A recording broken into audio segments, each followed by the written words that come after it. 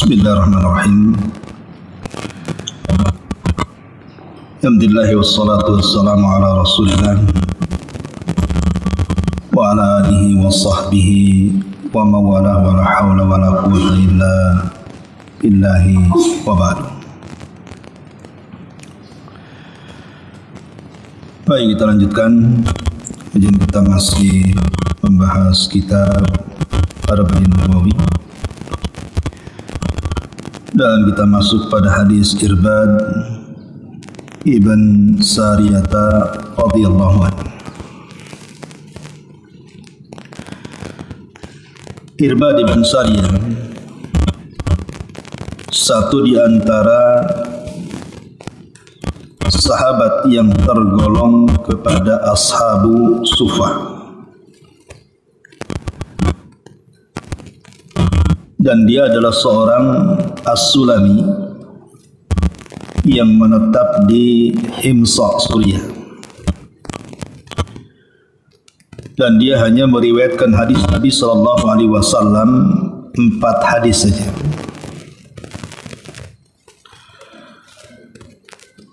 Irbad ibn Sariyah radhiyallahu anhu menceritakan kepada kita, wa'adana Rasulullah sallallahu alaihi wasallam mau'idatan wajilat minhal qulub wa dharifat minhal uyun. Nabi sallallahu alaihi wasallam memberikan mau'idhah, wejangan, nasihat yang membuat takut hati-hati kami dan membuat menangis mata-mata kami. Kalimat mau'idhah itu terdiri daripada at-targhib wa tarhib. Jadi mau'idhah itu terdiri daripada kabar gembira atau menakut-nakuti.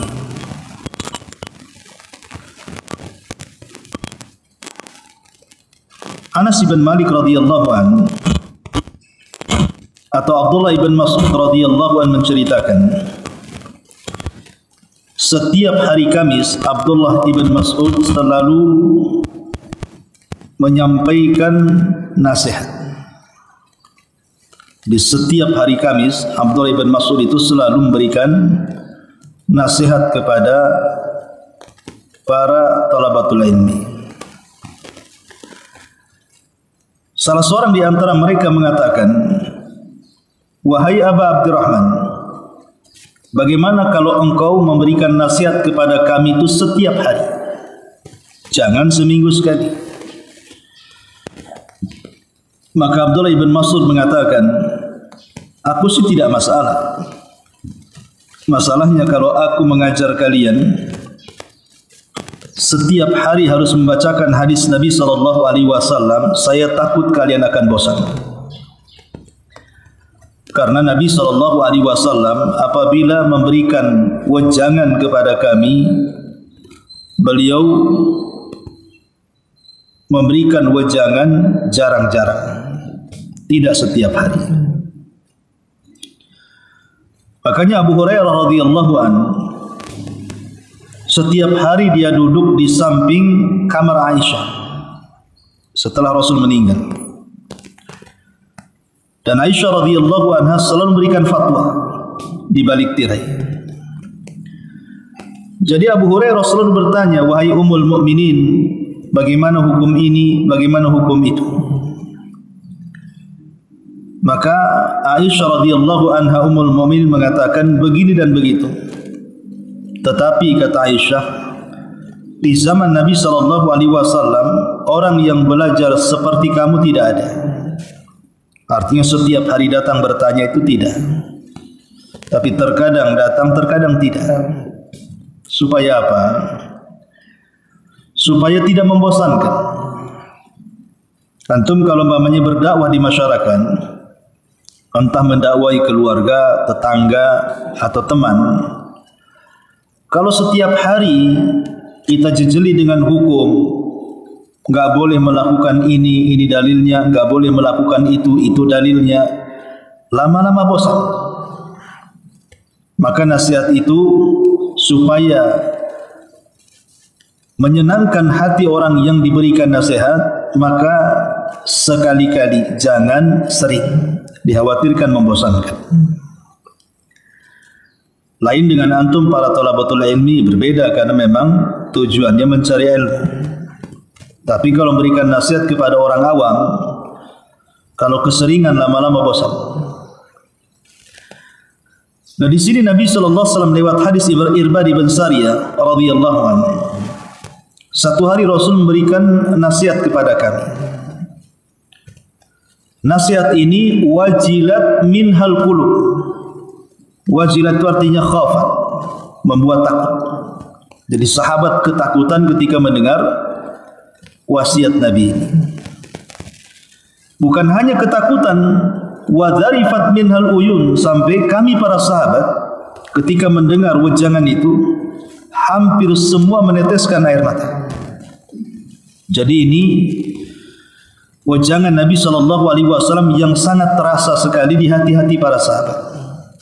Makanya sebagian para sahabat mereka merasa jangan-jangan ini nasihat terakhir, karena nasihat ini begitu menyentuh para sahabat.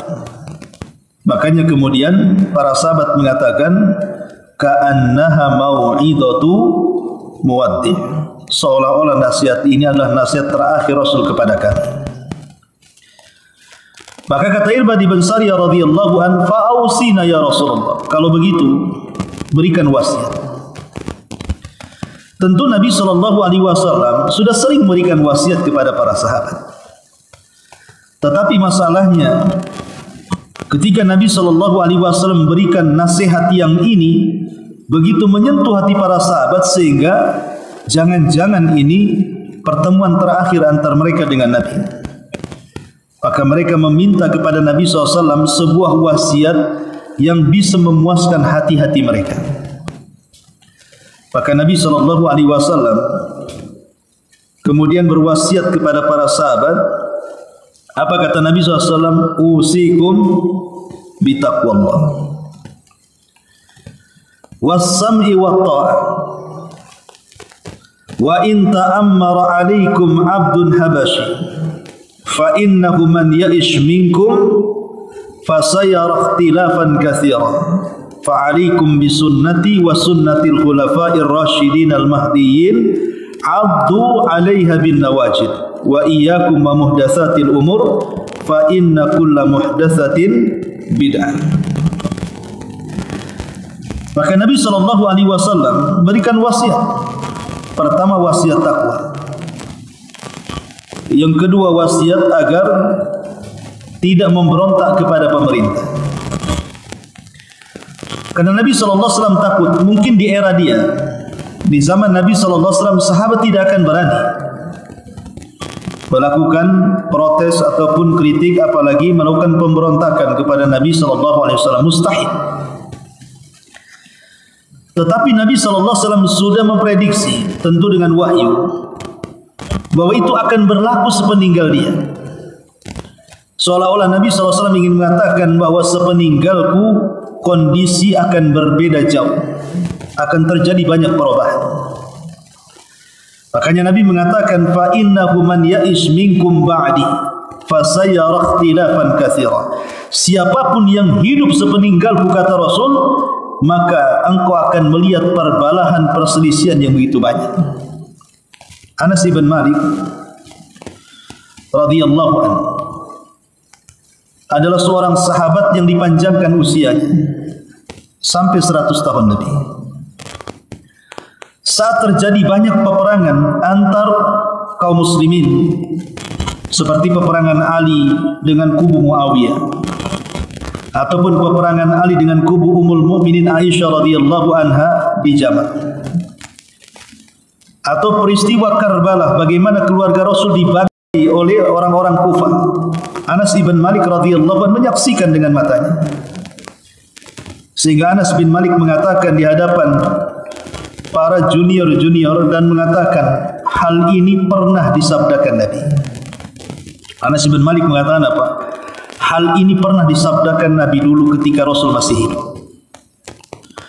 Maka kemudian orang-orang mengatakan kepada Anas, lalu apa yang diarahkan Rasul kepadamu kalau menghadapi peristiwa seperti ini? Terjadi kekacauan di mana-mana, pembunuhan di mana-mana. Maka Anas mengatakan, dulu Nabi SAW pernah memprediksi perkara itu, dan Rasul memberikan wasiat kepada kami agar kami bersabar. Kata Rasul, fasbiru hatta talqauni indal haud. Bersabarlah kalian sampai kalian berjumpa dengan aku di telaga. Jadi Nabi SAW, dan ini termasuk alamatun nubuwah, tanda-tanda kenabian, bahwa sepeninggal Nabi SAW kondisinya akan berbeda. Bahwa sepeninggal Nabi SAW, maka kehidupan ini akan ada perubahan yang sangat drastis. Makanya Nabi SAW pernah mengatakan bahwa khilafah nubuwah, kekhilafahan, kepemimpinan di atas minhaj kenabian itu hanya 30 tahun saja. Selepas itu sudah tidak ada lagi. Pertama di masa Abu Bakar Siddiq radhiyallahu anhu. Kemudian di masa Abu Bakar, Umar, kemudian di masa Uthman, di masa Ali, sampai kepada putra Ali Hasan ibn Ali. Maka setelah kemudian kekuasaan jatuh ke tangan Hasan ibn Ali, hanya 6 bulan sekian hari setelah genap 30 tahun persis yang disabdakan Nabi SAW, maka sudah tidak ada lagi kepemimpinan di atas minhaj kenabian, karena hanya 30 tahun saja. Selepas itu Rasul mengatakan akan terjadi perubahan dari kekhilafahan menjadi kerajaan. Karena khilafah nubuwah itu 30 tahun, selepas itu hanya terjadi kerajaan. Mungkin kerajaan pertama masih mulkun wa rahmah, di atas rahmat. Tapi kerajaan berikutnya penuh dengan intrik dan kezaliman. Seolah-olah Nabi SAW mengatakan bahwa kondisi kaum muslimin tidak dalam satu kondisi, pasti akan banyak perubahan, banyak perselisihan, banyak perbalahan, banyak percanggahan, dan begitu seterusnya. Maka Nabi SAW mengatakan, fa innahu man ya'ish minkum ba'di fasayara ikhtilafan katsira. Siapapun yang hidup dalam sepeninggalku, kata Rasul, engkau akan melihat banyak perselisihan di situ. Dan ini alamat nubuat. Setiap apa yang disabdakan Rasul dari perkara-perkara yang akan datang, itu pasti terjadi. Karena Rasul ma yantiqu anil hawa in huwa illa wahyun yuha. Rasul tidak pernah berucap dengan hawa nafsunya. Yang Rasul ucapkan semua adalah wahyu. Seperti Rasul mengatakan, umat yang akan terpecah menjadi 70 pecahan. 71, kemudian Nasrani 72, kemudian Islam 73. Sataftariku ummati ala 73 firqatan. Umat ini akan berpecah menjadi 73 kelompok. Kulluhum finnar illa wahidah. Semua terancam neraka kecuali satu. Jadi Nabi SAW sudah memprediksi itu. Tentu dengan wahyu akan terjadi banyak perselisihan. Tapi Nabi SAW memberikan solusi. Kalau kita hidup di zaman perselisihan, di zaman fitnah, seperti hari ini kita hidup di zaman fitnah, macam-macam orang itu punya pemahaman tentang Islam. Maka Rasul mengatakan, fa'alaikum bisunnati, pegang sunnah. Karena hanya dengan memegang sunnah Rasul kita akan selamat dari fitnah. Yang kedua, wasunnatil khulafa'ir rasyidin, dan sunnahnya para khulafa'ur rasyidin. Apa maksudnya sunnah para khulafa'ur rasyidin di sini? Apakah maksudnya sunnah yang disepakati para sahabat yang tidak menyelisihi perkataan dan perbuatan Nabi? Ataukah sunnah khusus di luar daripada sunnah Nabi SAW? Wadzahiri indallah, wallahu alam. Saya memandang bahwa yang dimaksud sunnah khulafa'ur rasyidin atau sunnah para sahabat di sini maksudnya sunnah tersendiri. Sunnah tersendiri yang bukan sunnah Nabi, tapi tidak menyelisih sunnah Nabi.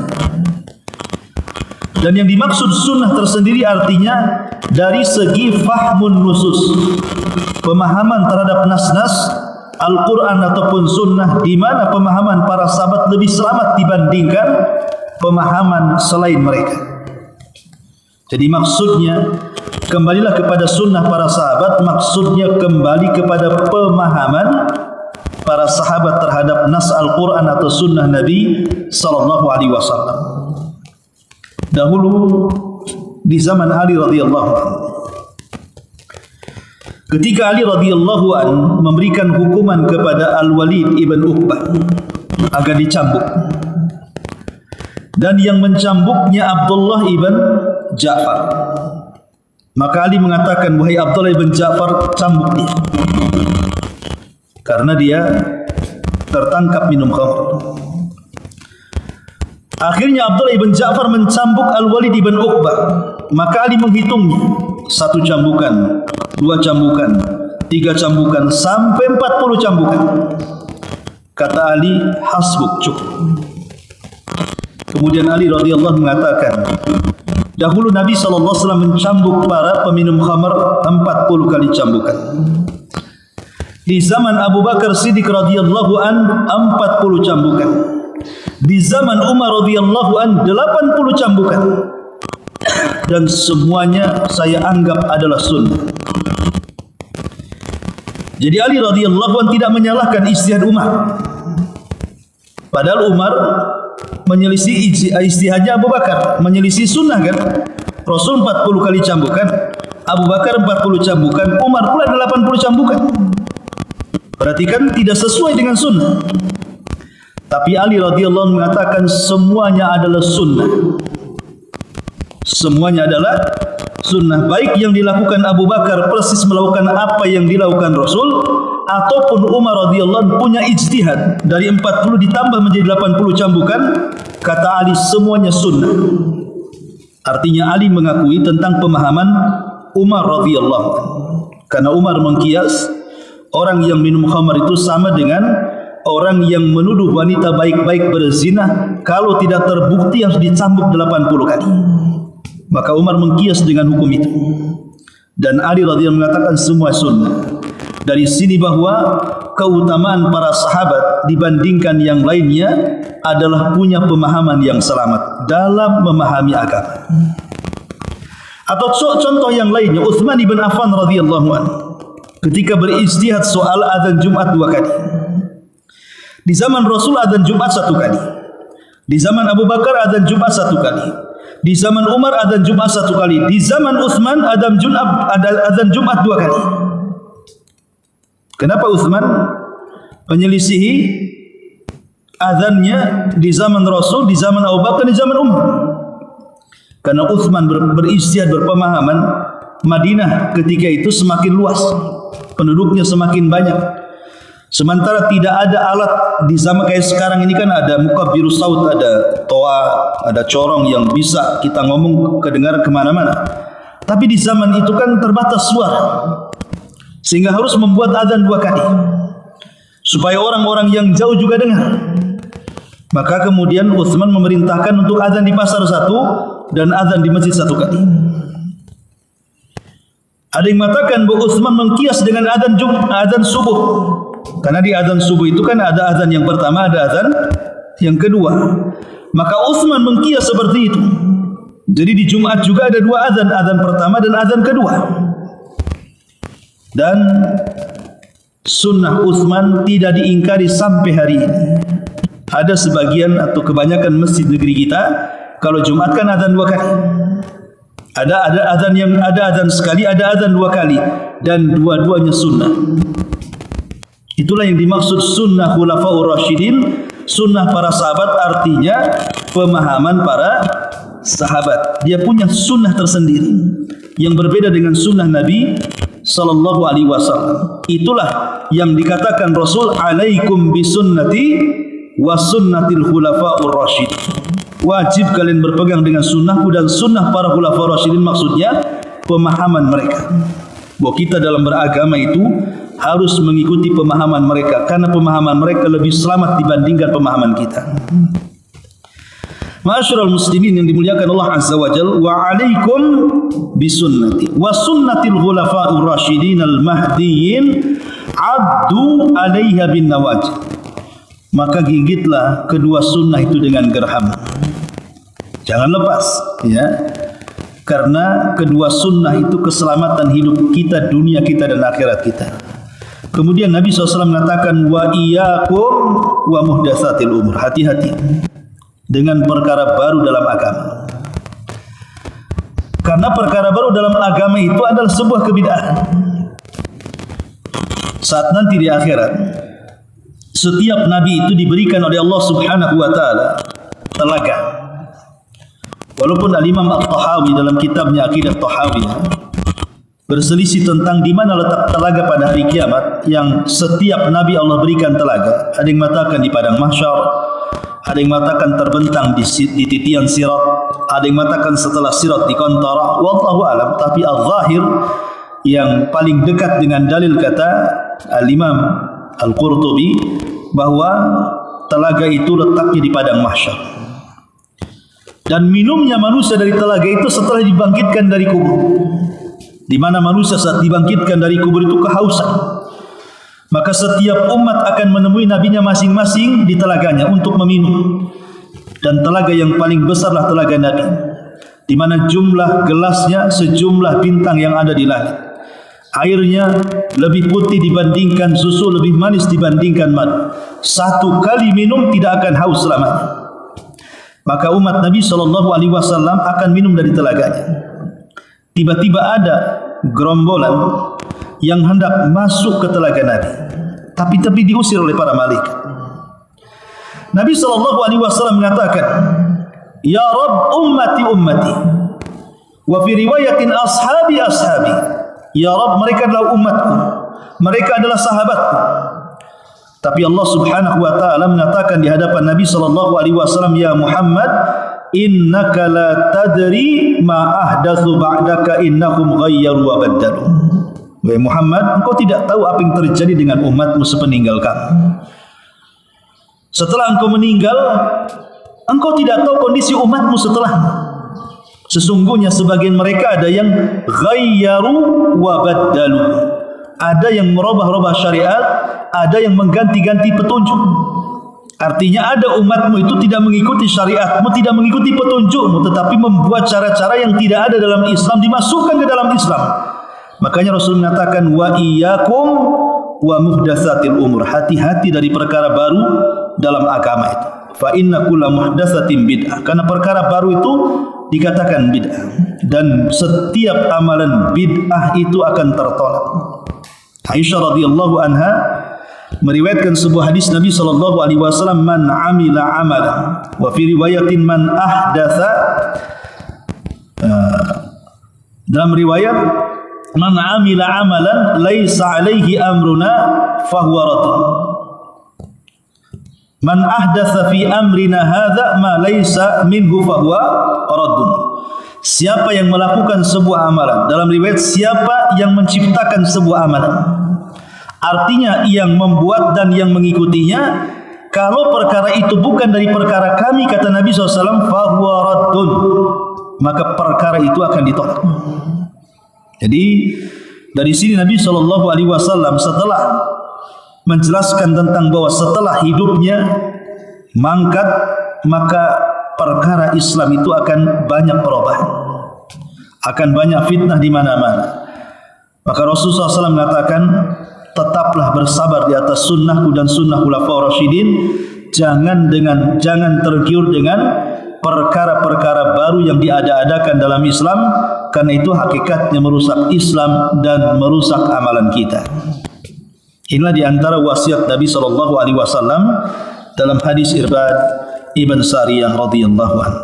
Wallahu a'lam. Subhanaka wa bihamdika, asyhadu an la ilaha illa anta, astaghfiruka wa atubu ilaik. Allahu ta'ala. Assalamualaikum warahmatullahi wabarakatuh.